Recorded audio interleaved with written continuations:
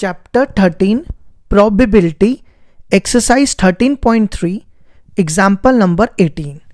Suppose that the reliability of a HIV test is specified as follows. Of people having HIV, 90% of the tests detect the disease, but 10% go undetected. Of people free of HIV, 90% of the tests are judged HIV negative, but 1% are judged as showing HIV positive. From a large population of which only 0.1% have HIV, one person is selected at random. Given the HIV test and the pathology report him/her as HIV positive, what is the probability that the person actually have HIV? देखो question क्या कहता है, मान लो ये कहता है अगर HIV positive है, क्या है HIV पॉजिटिव है, तो क्या हुआ, उसका टेस्ट किया गया, क्या किया गया, टेस्ट किया गया, तो जिन लोगों को HIV था, HIV पॉजिटिव थे, वो 90% थे. ठीक है, देखो यहां लिखा हुआ है 90%. लेकिन जिनका HIV ये कब पता चला, जब उनका टेस्ट किया गया. ठीक है, और 10% जो थे वो HIV नेगेटिव थे. ठीक है, अब दूसरा केस लेते हैं कि जिनको HIV नेगेटिव था. देखो यहां पे क्या लिखा है, HIV नेगेटिव, जज HIV negative but 1% are diagnose as showing HIV positive. यहां से पढ़ो, यहां से, of people free of HIV, 90% of the test are जज HIV negative but 1% showing as HIV positive. मतलब कि जिन लोगों को इनमें से HIV नेगेटिव आया था, उनमें से भी 99% लोग थे कि जिनको HIV नेगेटिव ही आया, लेकिन उनमें से 1% थे जिनको HIV पॉजिटिव आया. समझ आई? देखो क्या था, स्टार्टिंग में हमने कहा कि जिनको HIV पॉजिटिव था उनमें से 90% लोग थे जिनका टेस्ट किया गया, उनको HIV पॉजिटिव आया, और 10% वो लोग थे जिनको HIV नेगेटिव आया. लेकिन जो HIV नेगेटिव थे उनका फिर से टेस्ट किया गया, 99% लोग उनमें से फिर से HIV नेगेटिव निकले, लेकिन 1% लोग फिर से HIV पॉजिटिव निकले. ठीक है, आगे पढ़ो यहां तक. From a large population of which only 0.1% have HIV. कहता है कि जिनको HIV पॉजिटिव है, वो मान लो लार्ज पॉपुलेशन मतलब बड़ी सी पॉपुलेशन में से सिर्फ 0.1% लोगों को HIV था. तो यहां लिख लेते हैं 0.1% लोगों को HIV पॉजिटिव था. ठीक है, तो यहां पे एक चीज मेरे को बताओ, अगर 0.1% लोगों को HIV पॉजिटिव था तो नेगेटिव कितने को होगा? तो आपने क्या करना है, 1 में से 0.1% माइनस कर दो, वो कितना बचता है, ये बचेगा 0.99, है ना, तो वो बनेगा 0.99%. ठीक है, अब आगे पढ़ो. 1% is selected at random, given the HIV test and the pathology report him/her as HIV positive. What is the probability that the person actually has HIV? देखो कहता है जब पैथोलॉजी रिपोर्ट आई तो उसमें यह पता चल गया कि किसको HIV पॉजिटिव है, तो बताओ कि HIV जिनको है उसकी प्रोबेबिलिटी क्या होगी. ठीक है, तो देखो कैसे करेंगे. अब यहां पे हम बेस थ्योरम यूज करेंगे. पहले तो E1 ले लो. E1 लेंगे जिन पर्सन को HIV है, पर्सन एक्चुअली हैज HIV.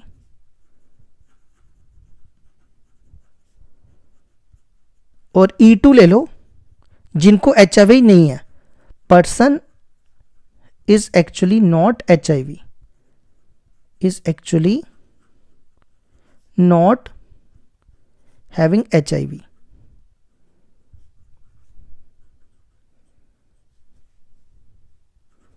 अब इसके बाद हम देखो, हम A क्या लेंगे,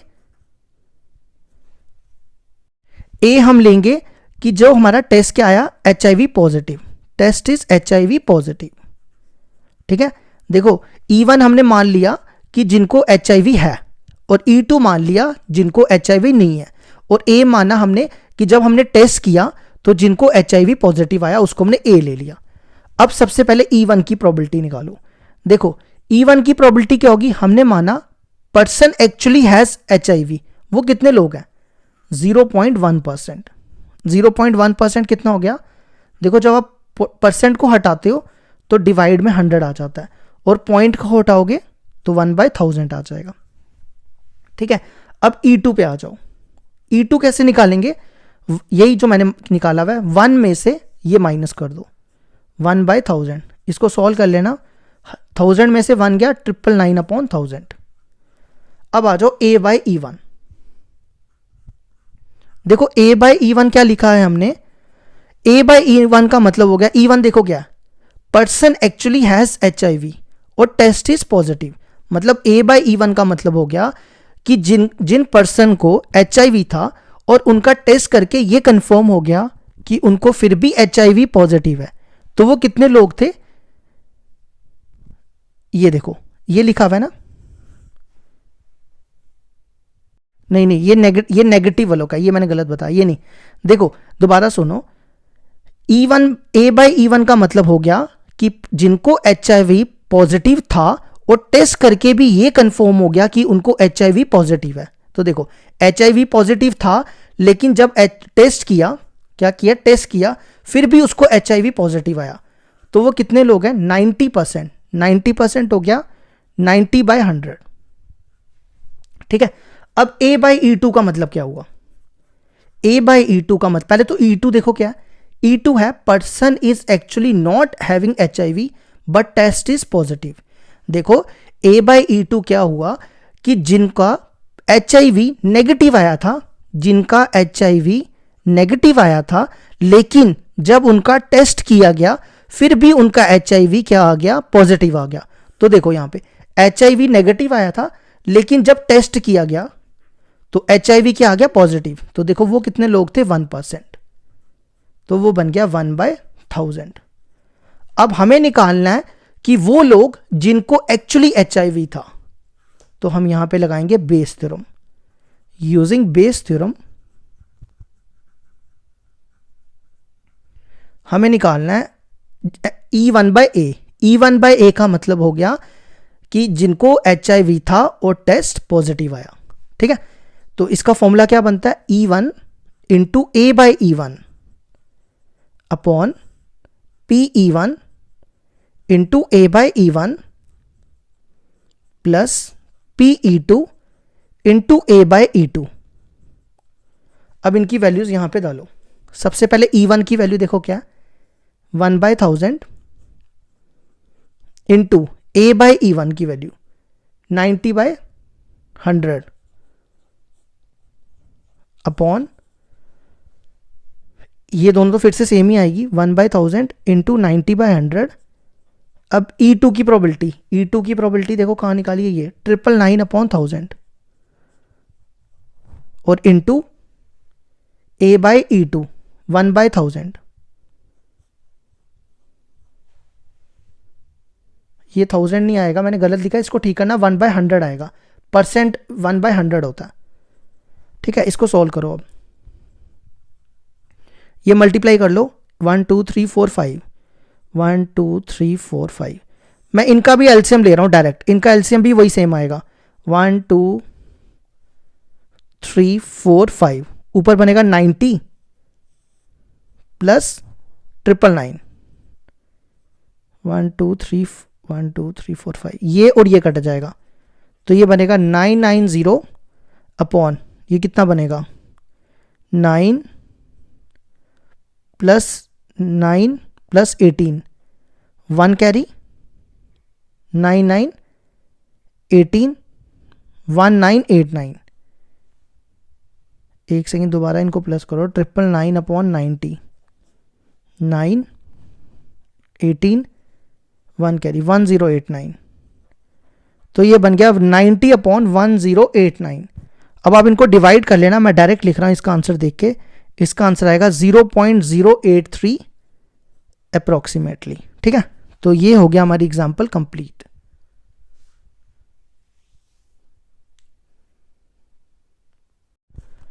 एग्जाम्पल नंबर 19 है हमारे पास। In a factory which manufacture balls, machines A, B and C manufacture respectively 25%, 30% and 40% of the balls of their output. 5, 4, 2% are respectively defective balls. A bolt is drawn at random from the product and is found to be defective. What is the probability that it is manufactured by the machine B? देखो क्या कहता है, एक factory है, ठीक है, इसमें 3 machines है, इस फैक्ट्री के अंदर 3 मशीन्स है. पहली मशीन, ये तीनों मशीन्स ना बोल्ट प्रोड्यूस कर रही है. क्या प्रोड्यूस कर रही है? Bolt.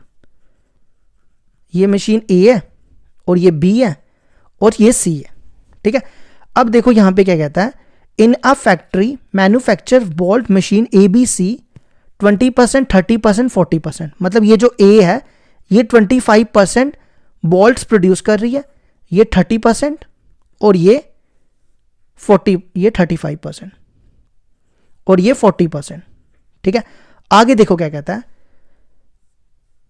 Of their outputs 542% defective bolts. मतलब जो इसमें से बोल्ट्स निकल रहे हैं ना मशीन ए में से, 2% जो हैं वो डिफेक्टिव बोल्ट्स निकल रहे हैं. क्या निकल रहे हैं? Defective bolts. डिफेक्टिव बोल्ट्स कितने निकल रहे हैं इसमें से? 2%. तो इस मशीन से भी 2%, इसमें से नहीं, इसमें से 5% निकल रहे हैं और इसमें से डिफेक्टिव बोल्ट्स 4% निकल रहे हैं और इसमें से डिफेक्टिव बोल्ट्स 2% निकल रहे हैं. तो कहता है क्या प्रोबेबिलिटी है कि वो जो डिफेक्टिव बोल्ट्स निकल रहे हैं वो मशीन बी में से निकलेंगे. मतलब हमें बी की प्रोबेबिलिटी निकालनी है, ठीक है. तो E1 देखो क्या होगा, E1 हो जाएगा कि देखो तीनों में से क्या निकल रहे हैं? बोल्ट्स तीनों में से बोल्ट्स निकल रहे हैं, तो हम ये बोलेंगे bolt is manufacture by machine A. इसको ना यहां लिखते हैं, बोल्ट इज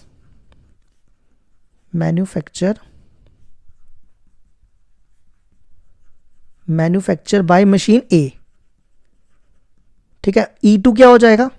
E2 हो जाएगा कि bolt is manufacture by machine B. E3 क्या हो जाएगा? E3 हो जाएगा bolt is manufacture by machine C. Paper में ऐसे मत लिखना, पूरा लिखना, ठीक है, ये गलत होता है. और उसके बाद ए क्या लेंगे? डिफेक्टिव बोल्ट्स निकल रहे हैं उसमें से, तो ए ले लो, डिफेक्टिव बोल्ट्स. अब आ जाओ E1 की प्रोबेबिलिटी पे. E1 की प्रोबेबिलिटी देखो क्या दिया है. E1 क्या है? बोल्ट्स निकल रहे हैं मशीन ए से, तो उसकी प्रोबेबिलिटी है 25%, तो वो हो गया 25/100. E2 की प्रोबेबिलिटी 35%, 35/100 और E3 की 40%, मतलब 40/100. अब A/E1 का मतलब क्या? A/E1 का मतलब हो गया कि मशीन ए में से जो बोल्ट प्रोड्यूस हो रहे हैं वो क्या हो रहे हैं? डिफेक्टिव हो रहे हैं. तो वो डिफेक्टिव कितने हो रहे हैं? 5%, मतलब 5/100. और A/E2 का मतलब हो गया कि जो सेकंड मशीन में से डिफेक्टिव बोल्ट प्रोड्यूस हो रहे हैं वो 4%, मतलब 4/100, ठीक है.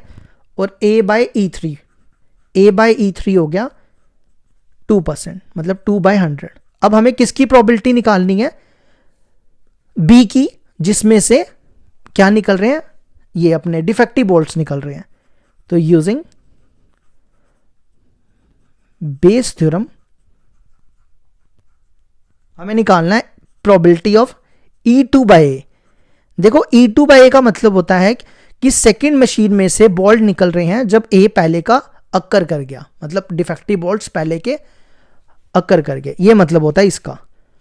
अब इसका फॉर्मूला देखो क्या होगा. अगर ऊपर E2 है ना, तो ऊपर यहां भी E2 रखना है और यहां पे A/E2, ठीक है. नीचे आपको सेम वही फॉर्मूला जो आपने पिछले क्वेश्चन में लगाया, E1 into A/E1 plus E2 into A/E2.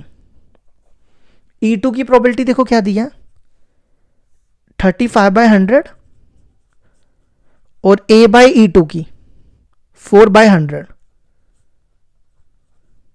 फिर E1 की देखो क्या? 25/100 इंटू A/E1 की 5/100 प्लस E2 की, ये तो सेम ही ऊपर वाली लिखनी है, 35/100 4/100। 35 इंटू 4 कितना होता है, पहले तो इसको 4 0 लिख दो, 1 2 3 4, 35 इंटू 4 140। देखो इन दोनों का एलसीएम तो सेम ही आएगा, तो मैं सेम लिख रहा हूँ ऊपर नीचे, 4 0 लिख दिए पहले ही। 25 को 5 से मल्टीप्लाई करोगे 125, 35 इंटू 4 140, ये और ये कैंसिल। 125 प्लस 140 कितना बनता है, एक सेकेंड, मैंने ना फॉर्मूला पूरा नहीं लिखा ना, इसमें E3 भी है, मैं E3 को भूल ही गया, इसमें ये भी आएगा E3 इंटू A/E3, ठीक है। तो प्लस E3 की प्रोबेबिलिटी क्या है, 40/100 इंटू A/E3 की, A/E3 2/100, तो इसको ना प्लस 42 से 80 भी ऐड कर लेना, तो ये बन जाएगा, ये बनेगा 240, ये बनेगा 240 नहीं 220, 220 प्लस 25 345। तो इसको 5 के टेबल से काटो, 5 2 ज़ा 10, 5 8 ज़ा 40, इसको 5 से, ये कितना बनेगा, ये बनेगा 69। तो आंसर आ जाएगा 28/69। ये होगी हमारी एग्जाम्पल कंप्लीट।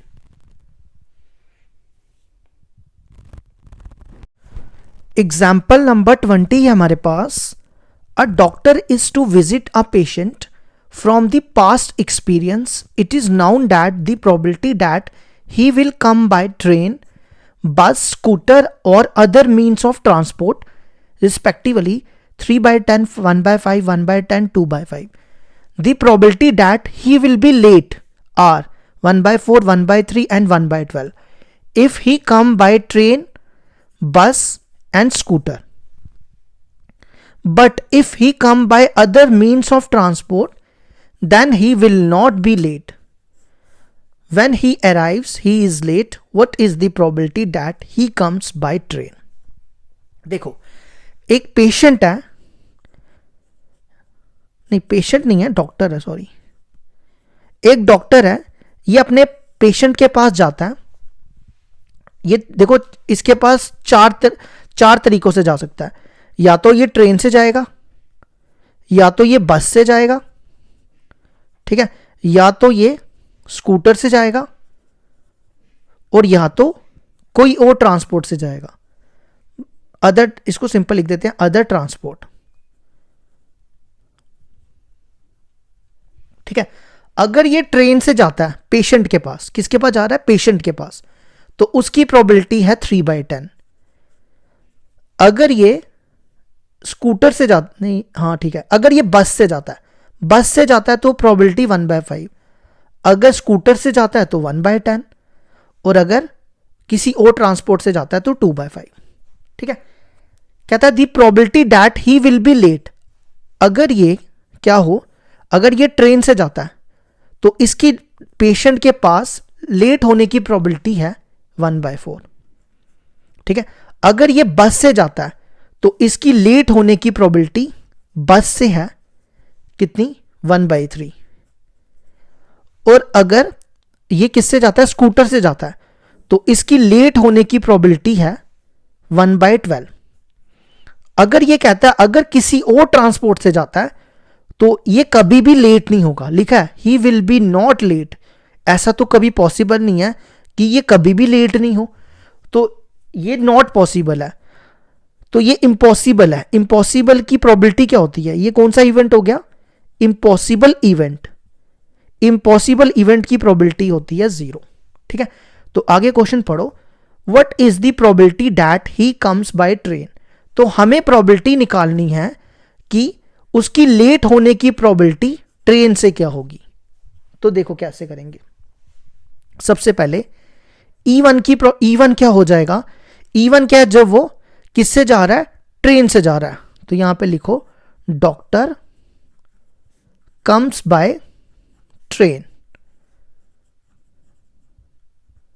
और E2 क्या होगा, डॉक्टर कम्स बाय किससे आ रहा है, बस से, और E3 क्या हो जाएगा, डॉक्टर कम्स बाय स्कूटर, और E4 हो जाएगा doctor comes by other means of transport. ठीक है, वो कोई भी ट्रांसपोर्ट हो सकता है, कार हो सकती है, कोई भी हो सकता है। अच्छा, अब इसमें ए देखो क्या होगा, देखो यहां पे क्या लिखा है कि ये क्या होगा, लेट होगा, तो यहां लिखो doctor visits the patient late. अब E1 की प्रोबेबिलिटी निकालो, वो तो मैंने सारी पहले की लिख के रखी हुई है, देखो मैंने सारी लिखी हुई है। E1 की प्रोबेबिलिटी क्या होगी, 3/10। E2 की प्रोबेबिलिटी होगी 1/5। E3 की प्रोबेबिलिटी होगी 1/10 और E4 की प्रोबेबिलिटी होगी 2/5। अब निकालो A/E1। A/E1 का मतलब हो गया कि डॉक्टर किस में आया, ट्रेन में आया, लेकिन वो फिर भी लेट हो गया, तो लेट होने की प्रोबेबिलिटी 1/4। और A/E2 का मतलब कि डॉक्टर किस में आया, बस में आया, तो लेट होने की प्रोबेबिलिटी 1/3। इसी तरह A/E3 हो जाएगा 1/2 और A/E4 क्या होगा, 0। अब हमें निकालना है कि that he will come by train. ठीक है, तो देखो यूजिंग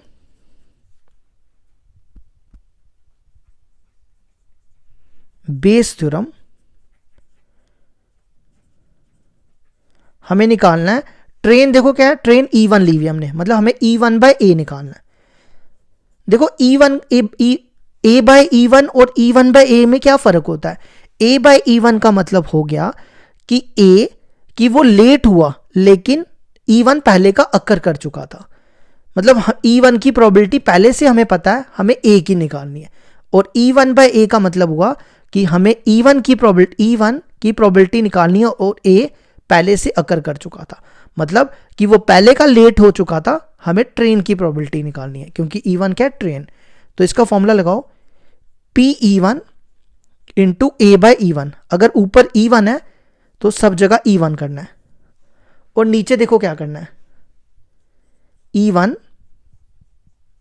इंटू A/E1, फिर E2 इंटू A/E2, फिर E3 into A/E3, E4 into A/E4। E1 की वैल्यू देखो 3/10, A/E1 की वैल्यू 1/4। अब इन सब की वैल्यूज डालते जाओ। ठीक है, मैंने सारी वैल्यूज लिखी हुई है, मैं डायरेक्ट लिख रहा हूं, 3/10 इंटू 1/4, फिर नेक्स्ट 1/5 इंटू 1/3, 1/10 इंटू 1/2, 2/5 इंटू 0, ये बनेगा 3/40, ये भी बनेगा 3/40, ये बनेगा 1/15, ये बनेगा 1/20, और ये 0 ही हो जाएगा, तो इसको 0 लिख दो। अब पहले इन तीनों का एलसीएम लो, 40, 15 और 20 का एलसीएम देखो कैसे लिख लेते हैं, जिसको नहीं आता उसके लिए ले रहा हूं मैं ये। इसको 5 के टेबल से करो, 5 8 जा, 5 3 जा, 5 4 जा। अब 4 से 2 3 1, अब 2 से, फिर 3 से, 3 3 जा 9, 9 2 जा 18, और 18 इंटू 20 कितना होता है, 360।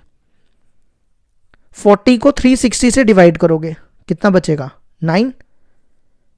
15 को 360 से डिवाइड करोगे तो बचेगा 24, और 20 को 360 से डिवाइड करोगे तो बचेगा 18। ठीक है, अब मैं यहां लिखता हूं, बाकी जगह तो बची नहीं मेरे पास। 3/40 इंटू, इनको प्लस करो, ये बनेगा 24 प्लस 18, 42, 51 है ना, 51 ही बचता है ना, 51/18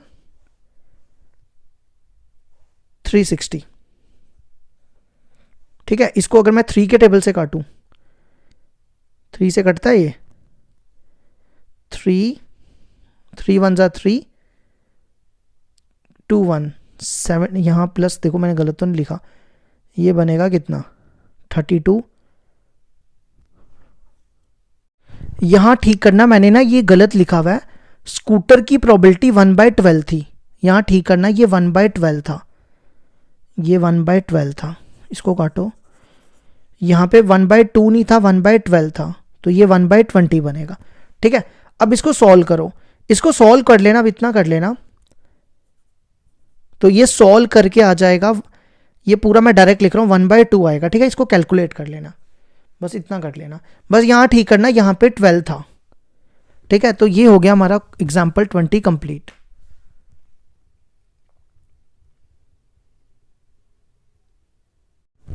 एग्जाम्पल नंबर 21 है हमारे पास। A man is known to speak truth 3 out of 4 times. He throws a die and report that it is a 6. Find the probability that it is actually a 6. देखो क्या कहता है, देखो इसकी सच बोलने की जो प्रोबेबिलिटी है ना, सच बोलने की, वो 3/4 है, तो झूठ बोलने की प्रोबेबिलिटी क्या होगी, 1 - 3/4, वो हो जाएगी 1/4।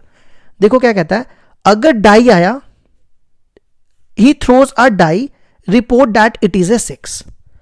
Find the probability that it is actually a 6. तो देखो क्या करना है, इसमें E1 ले लो कि 6 आया, 6 occurs, ठीक है, और E2 ले लो कि 6 नहीं आया, 6 does not occurs। तो A क्या होगा, A देखो क्या होगा, A यहां पे हो जाएगा, man reports that 6 occurs in the throwing of the die। ठीक है, तो E1 की प्रोबेबिलिटी क्या होगी, एक डाइस में कितनी बार 6 आता है, एक ही बार, तो टोटल होगी 1/6, क्योंकि एक डाइस के 6 फेसिस होते हैं, तो 6 आया और ऊपर क्या होगा 1। अब ये कहता है 6 डज नॉट अक्कर, तो एक डाइस के फेस होते हैं 6, अगर 6 नहीं आया तो 1 2 3 4 5 में से कोई भी आएगा, तो 5/6।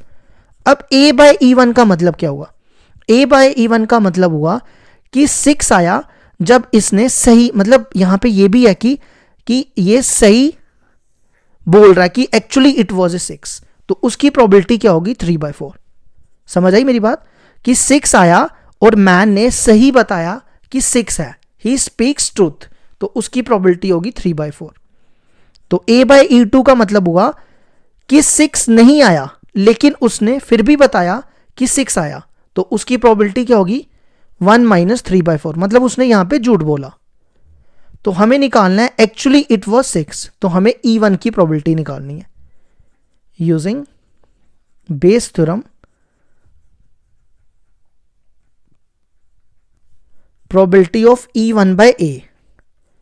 अब इसका फॉर्मूला लगाओ, तो ये बनेगा E1 into A/E1 upon E1 into A/E1 plus E2 into A/E2। अब इनकी वैल्यूज डालो, 1/6 इंटू 3/4, 1/6 इंटू 3/4 प्लस 5/6 इंटू 1/4। ठीक है, ये आएगा 3/24, ये भी 3/24 और ये 5/24, ये बनेगा 3/24, 5 + 3 8, तो आंसर आ गया 3/8। ये होगी हमारी एग्जाम्पल्स 13.3 की कंप्लीट।